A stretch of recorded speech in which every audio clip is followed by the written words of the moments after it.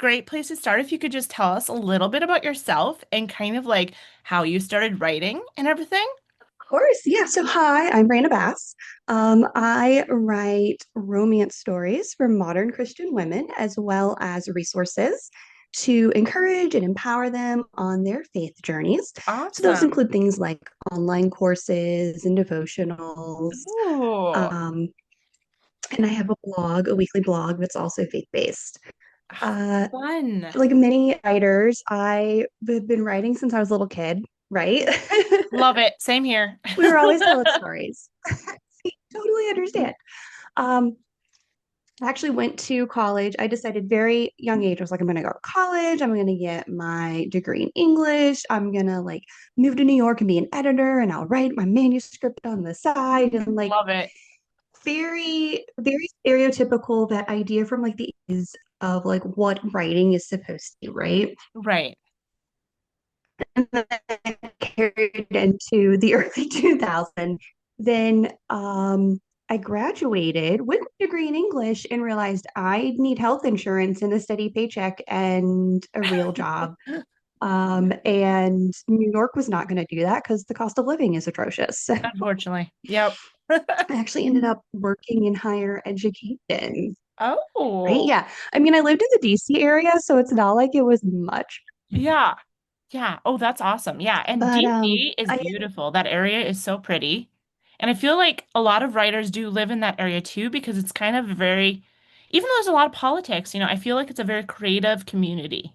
It is. What's so funny is I am part of a writing critique group. We just started earlier this year, but Fun. we all met at a virtual conference. And so you're at a virtual conference, you don't necessarily know where everybody's from. You're meeting for like 15 minutes. It's, in between sessions. It's very fast. Well, we just so happened to all be from like DC, Maryland, Virginia, within a couple of hours drive of one another. It That's was so just cool. so funny because it was our first like actual Zoom call that we realized that we all lived in the same sort of general area. Oh, So no yes, you're way. That's right. so There cool. are a lot of writers in the DMV. Right, right. Oh my goodness. And I love that. I still remember when I first visited DC for the very first time. I was walking with my parents and I was probably like a middle schooler. And I was walking and there was this couple that was walking underneath an umbrella because it was kind of rainy that day. And she was talking about her manuscript to him. I think he must have been like either an editor or maybe her husband or I don't know, something like that. But she was talking about her manuscript and needing to send it in and did it. And I'm just like, starstruck. It's kind of funny. But That's yeah, awesome. I just still whenever I think of that, I think of DC because I'm like, yep, tons of writers. I've known a lot of Mhm, writers there since. So that's really cool mhm. that you mentioned that. And it's too really cool that you were able to find that group that, your writing group and that there happened to be people not far from you. And I think that's always nice too. Having real writer friends nearby is really Mhm. important, even though sometimes it's hard to find your group. It's hard to find them. It is, but it is so important to have a writing group. And Mm. it doesn't even have to be other authors who are published. It could be other, aspiring up and coming Oh, authors I who are love still that. working on that manuscript. Maybe they're just now starting to work with an editor. They're not yet published. They haven't decided, if they're going to be trad or indie. And there's just so much value in having that community. And it's one of the things that I love so much about this industry is because it really is a community and a family, and you can absolutely find your people. Amen to And that. it's one of those things that I didn't realize existed until I actually started really making a career out of it. And I was like, Love that. there's all these people. It's not, it can be a very It solitary can. occupation, but it doesn't have to be. So Right. that's pretty exciting. That is so cool. So now you've been writing and creating resources and doing the like the courses and stuff like full time now, have you? Yes. Yep. That's exciting. So for just under 2 years, I've been doing it full time. Wow, that's awesome. So for any authors out there, what is your advice if they want to do that as well? Oh my gosh. Okay. So the the number one thing that I will say is do not make a knee-jerk reaction, right? Like Right. don't it can be very exciting. right? This idea of working for yourself and being an entrepreneur and having your own schedule. And there are tons of benefits. And you can get that with a lot of different, self-employment opportunities. But with writing, it's like you get to kind of do your own thing and you Right. can write from anywhere. And it can be very glamorous from the outside. Uh-huh. Um, From the outside. from the inside, it's a lot of work. And so you really need to understand what you're getting yourself into. Take the time to do the education, not just on the writing process, and what it actually, the amount of time it actually will take you to write the manuscript Yeah. or manuscripts. That's the other thing. Don't go full time if you only have one story idea. Like you really do need to make a career out of this. You're going to need more than one story. Yep. Um, but also look into, what is it going to look like as far as finding an editor or all the other people that you may need to work with, like cover designers. Now, if you're a graphic, designer or artist, you may not necessarily need that, but you're probably going to need, maybe a marketing team or at least have to do the research to figure out how do you do that yourself. Yeah. And that's just, the writing side of it. Then there's the business side of it. Like, it's an English major. I didn't take any business classes in college. So there was definitely a learning curve. And I'm like, what's bookkeeping? Like, how do I do Oh this? Or man. I could do Yeah. my own personal finances, but now I'm doing it for a business. So that's a whole other ball game. So Right. you really need to take that time, do your homework, really pay attention to your personal schedule, your family's schedule. Mm, Is it going to be realistic financially? mm. Because those first couple of years, it's not all going to be like Easy. bestsellers. You're not necessarily the next Stephen King or James Patterson making all this money because honestly, a lot of your money is going to go back into your business anyway. Right. Because now you're paying your editor, and this is if you do indie. Obviously, if you go traditional and you have an agent, it's a little bit different, but you still have to do a lot of your own marketing. That's true. So there's this whole world you have to really educate yourself on Hmm. long before you'll make that decision. And then it just comes down to being a personal decision as is it going to really be the best option for you? And for some of us, it is. For some of us, it's part time, and that's okay too. Right, right. Yeah, I love that. And I love that you touched on all that, all the hats that you have to wear. If you're an indie author, there are so many hats and so many different things that need to be done. And also, like you said, it looks glamorous from the outside, but inside you're like running around with your head cut off, putting different hats on Mhm. all the time. And you're like, I have a deadline here. I need to make this deadline. I need to do this. And then also, if you do freelance work or, other work outside of your, fiction, like for instance, like your resources or your classes and stuff like that, you also have that to kind of like Mhm. organize and make sure you meet those deadlines as well. So it's a lot of work and self-discipline. It is. And that's another great point, Devin. It's not all just writing.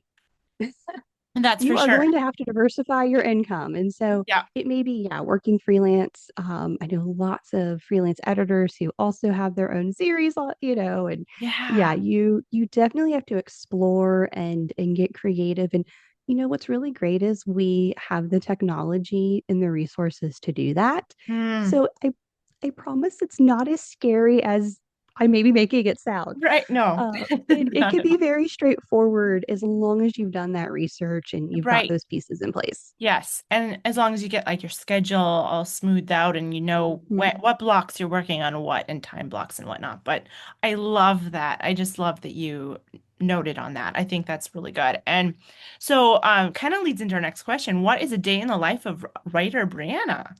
So there are some things that are going to be standard from day to day, and then other things are cyclical. Okay. So for me, because everything I do is very faith based, I always start my day with Bible study. I I just sort love of that. center myself with that. Um, and then I go into my day, and I also like to pray before I do the different tasks. Ooh. Um, Praying for like if it's going to be a heavy writing day, I'm like, all right, Lord, I need some creativity. Yes. Oh my word, I Like love just that. fill me with this. Um, so I always start with that, and then I check my email because you always have to be like, okay, is there something that needs my immediate attention? Attention. Handle those, and then it really does vary, and it can vary by day. It can vary depending on the project that I'm working on. So if I have a book launch, that day is going to look a lot different than a day where towards the first of the month, I always do my monthly analytics, right? So I look at, okay, what were my, sales for the last month? I look at my stats for my website and things like that, because that drives a lot of my decision making moving forward. Right. Do I need to pay a little bit more attention to, my social media engagement, that kind of Mhm. thing?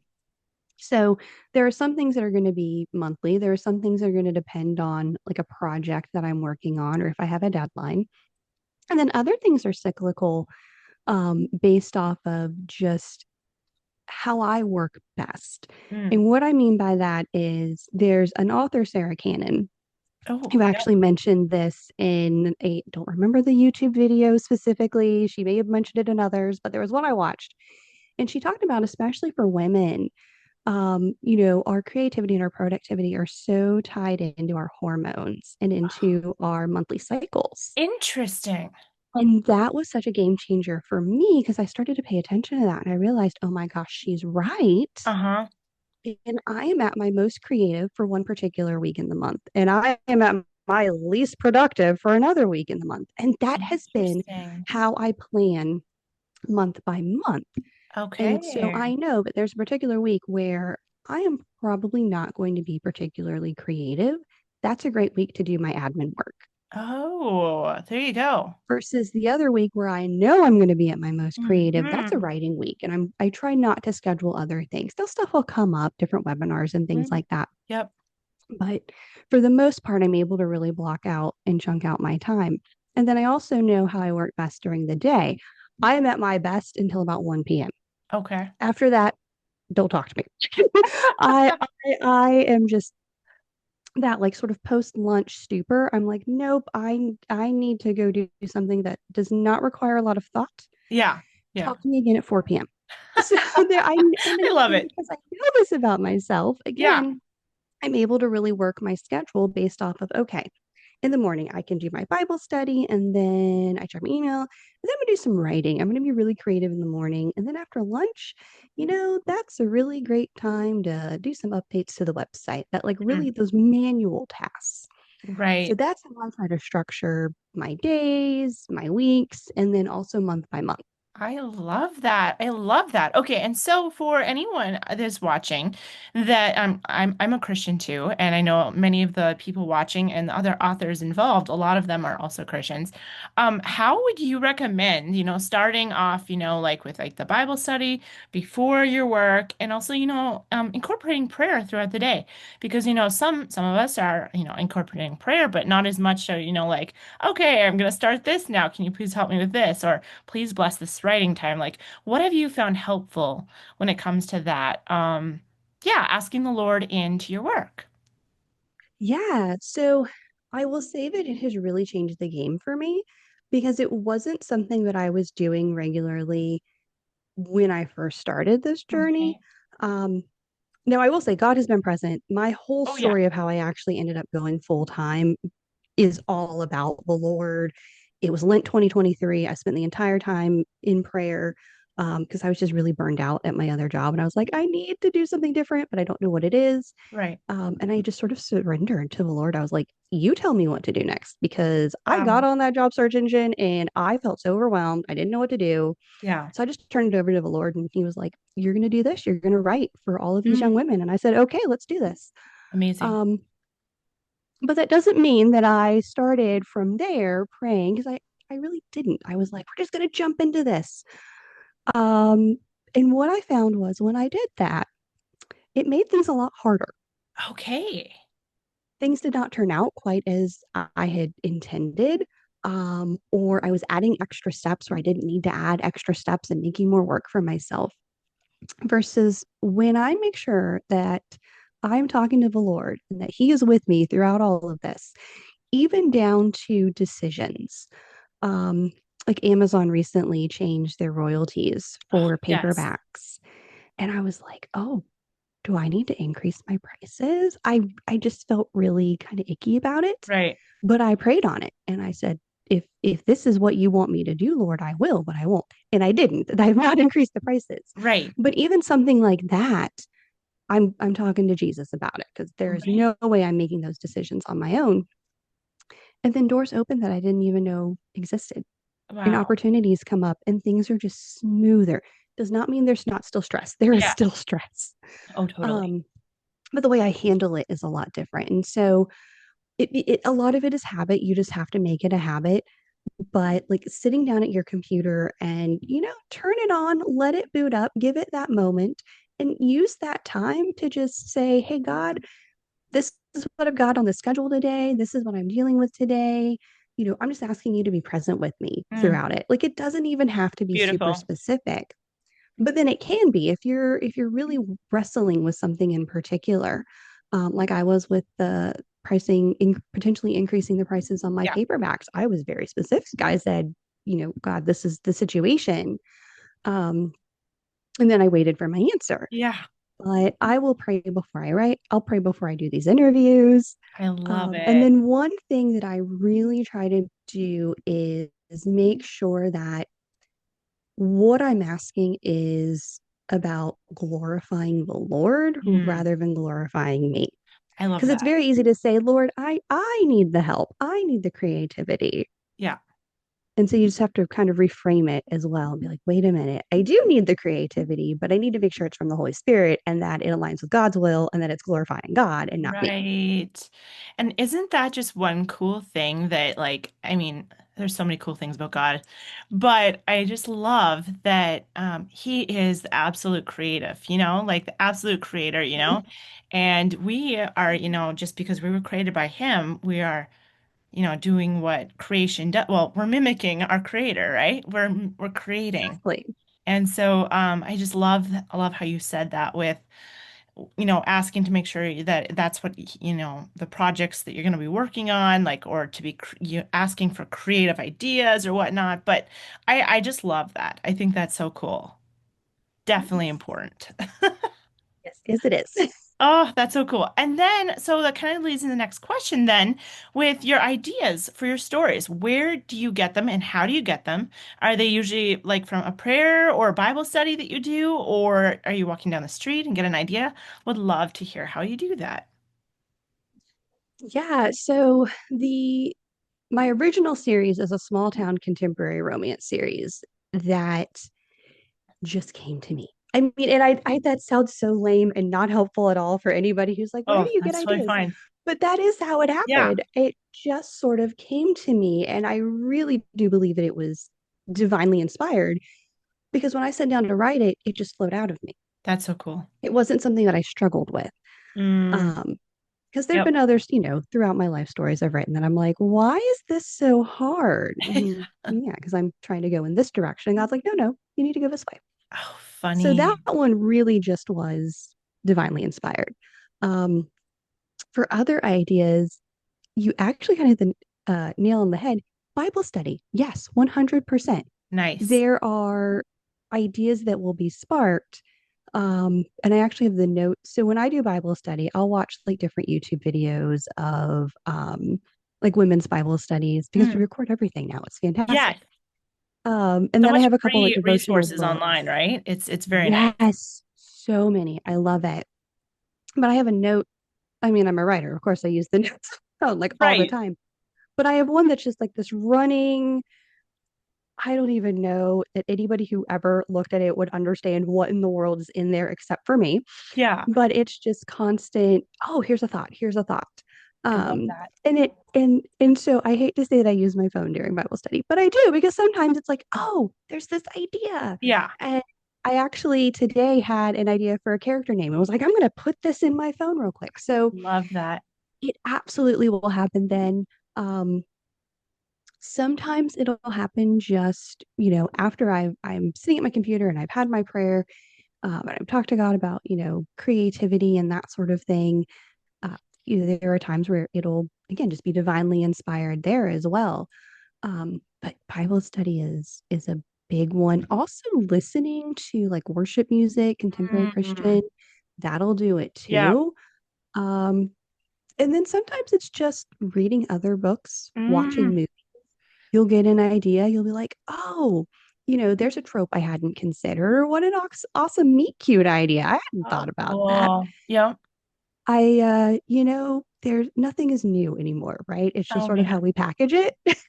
that's true. So we can That's very definitely get true. inspiration from, all around us. That is so true. Oh my goodness. Like all around us. Like I feel like I've told people I can walk down a road and get an idea from a rock sitting there, or even like be in the grocery store and a mom pushes a cart with twins past, and I'm like, oh, this would be a cool idea if blah, you know, like it's crazy how story ideas come, but like definitely, I think God is the center of that, like, the creating characters and always giving you story ideas because I feel like there's many writers out there who struggle to get story ideas, and I'm not one of them. I have, like you said, that huge list in my app, Mhm. of my notes app of story ideas, and I'm so thankful for that. I'm so thankful that there's a constant flow, a leaky pipe that keeps leaking ideas. I'm very, very thankful for that. But for people that struggle to come up with ideas for their stories, do you have any ideas like what you would say? Okay, you can Yes. try this for this would help. People watching. Oh, yes. Absolutely. Go to a public place. Airports are absolutely the best, but I know not everybody may be flying right now. Right. But go to a train station, go to the park, go to the library. Um, you probably know everybody at church, so that may not be helpful. What you really want to look for are strangers, Yeah. but like you want to go to a public place and just see who all is there. Look at how they're dressed. Look at how they walk. Mm. You don't necessarily need to eavesdrop, but if you If you overhear overhear things. something, listen to the syntax, listen to their dialects. Yeah. Are they using, like, we talk very differently to dogs and babies than we do other adults, right? So Oh, just listen sure. to, the tone and their inflection. And then, who are they with? Like you said, is it a mom and her kids? Is she pushing a stroller? Is it a dad with like a toddler screaming over his shoulder? I mean, Oh, it can yes. really be, anything. And then start to invent ideas about, like, well, who are these people? Right. What are their names? Where do they come from? What are their jobs?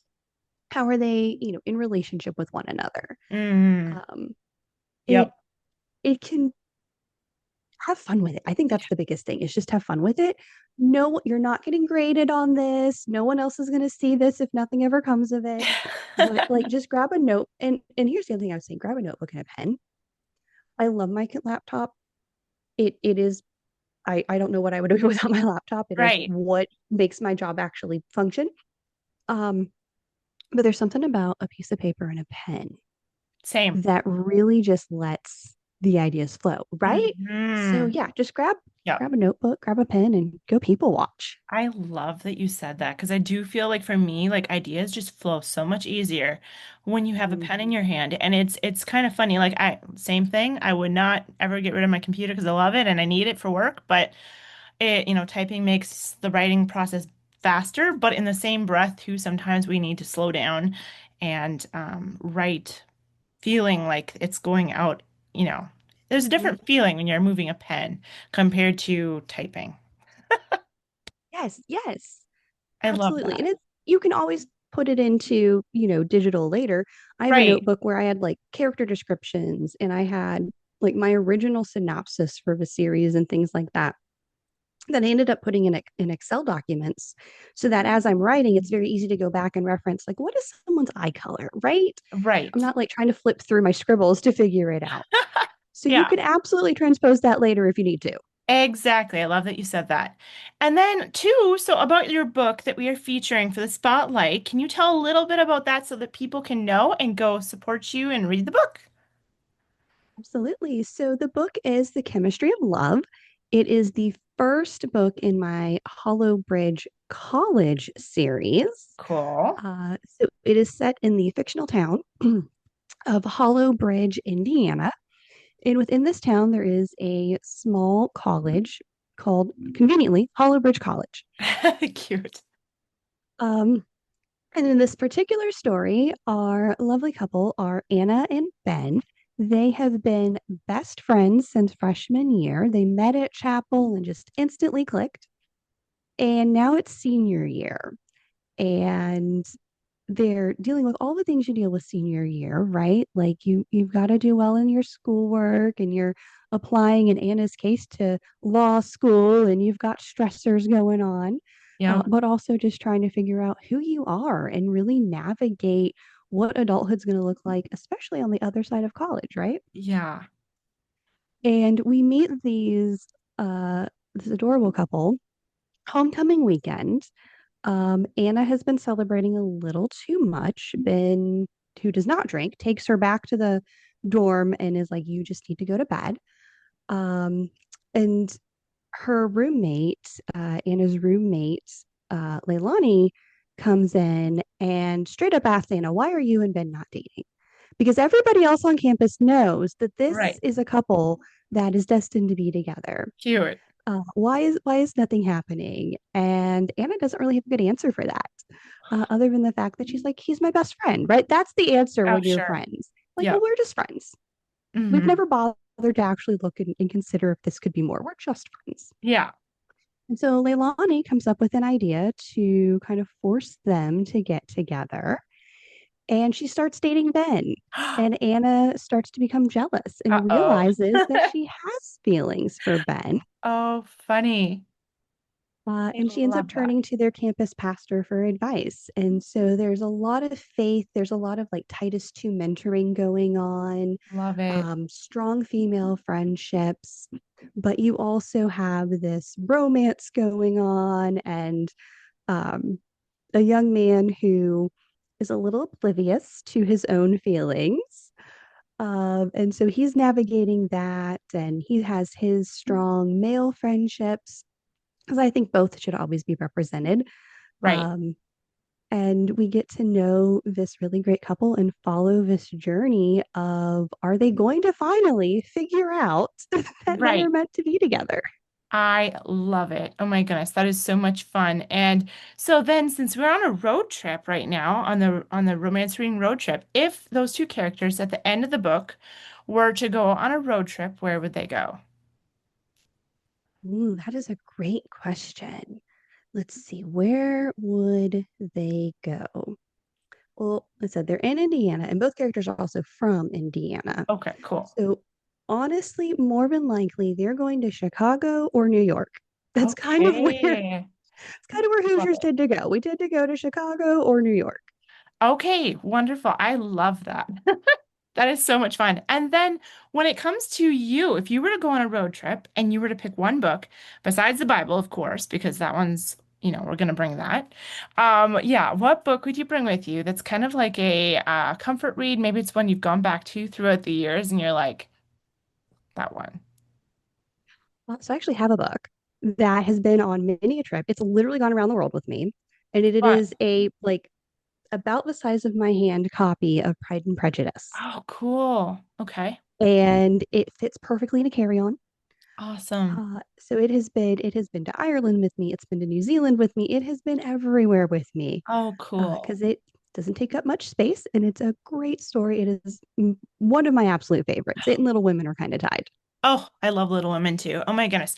Yeah, that is cool that you have a nice size that you can bring with you. And it's cool that you have a booklet that's your travel buddy. That's kind of cool.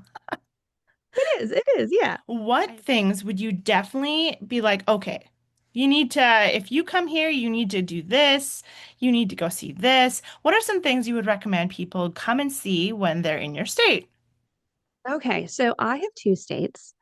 Is that okay? Yes, that's totally fine. Okay, good, good. So I'm originally from Indiana and my books are set in Indiana, but I live in Virginia. Okay. So Yep. we'll start with Indiana. So things to do in Indiana. The Children's Museum in Indianapolis is one of the best, if not the best, children's museums in the country. Cool. Highly, highly recommend. Even if you're not a kid, if you're a kid at heart, it is fantastic. Cool. Um, I would also recommend going down to like Brown County Mm, and doing like they have like a little like living history kind of what it was like on the prairie, even though I mean Indian was part of like the cool. Northwest Territory and all that. So those are really exciting things to do. I would also recommend some really great food. You have to have a tenderloin, Ooh. which is basically like pork schnitzel on a bun. Oh, Is a nice. staple. And sugar cream pie. That is like the official dessert of Indiana. We love some sugar cream pie. Yum. Um, so those would be my recommendations for Indiana. Indiana Beach also, which Ooh, is probably a strange thing to say, but like we do touch the Great Lakes. Like I we do have love a that. It's beach. like it's right there. We do touch. I love We that. do.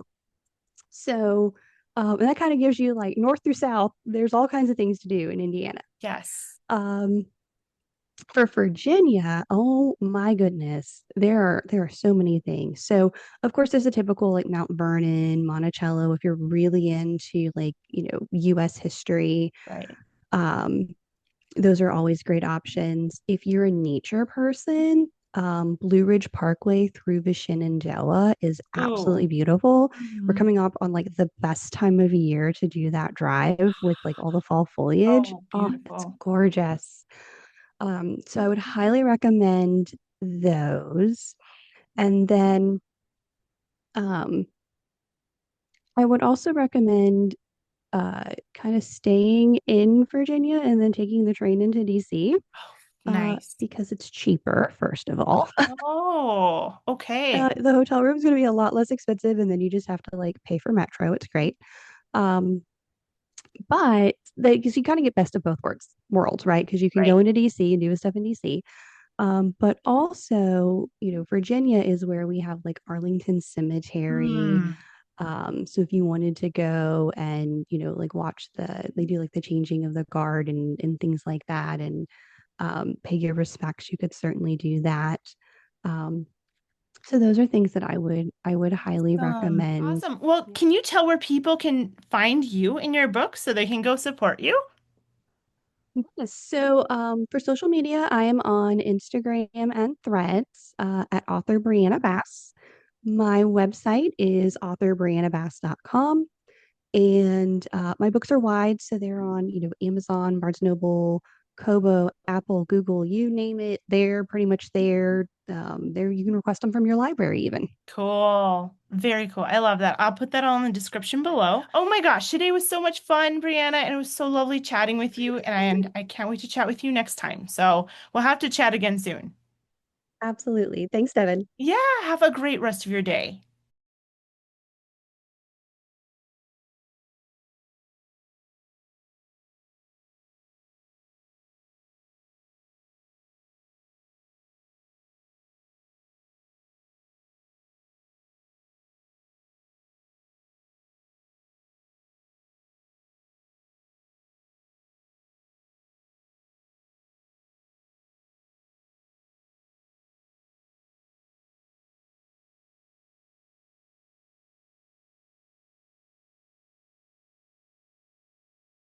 Thanks for riding shotgun on the romance reading road trip. I'm so excited for you to be joining this journey with us. Be sure to go down to the video description below and sign up for the passport. You're not going to want to miss out on it.